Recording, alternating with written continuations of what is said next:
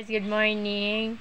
Hindi ako makapagtinda kasi alam nyo asugod ako sa hospital gawa ng masama pakiramdam, tumaas yung BP ko, tapos nagkaroon ako ng LBM. Di ko maintindihan kung anong kinain ko, parang uminom lang ako ng juice doon sa palengke ng Malabon. Nagkaroon ako ng sakit ng tiyan, tapos tumaas yung BP ko, mabot ng 180, 110, tapos nahirapan akong sobrang sakit. Tapos pumunta ako ng hospital ng Malabo, nagmakaawa ako sa doktor, natulungan niya ako.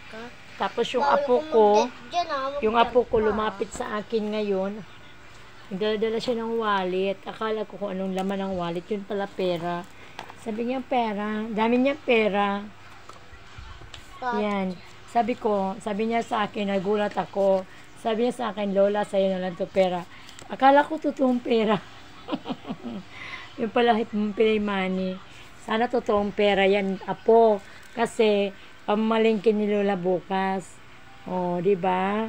Bakit may ganun kang pera? Anong gagawin mo diyan? Bili ka pagkain mo. Bili pagkain mo, hindi naman matatanggap yan.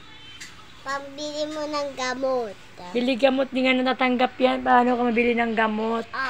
Ano ba yan? So, 1,000. 20. Grabe. Hindi naman niya natatanggap, tapos bili ng gamot. Ewan ko sa'yo. Ay, nako. Wala ka sa pera mo. Sa pera mo.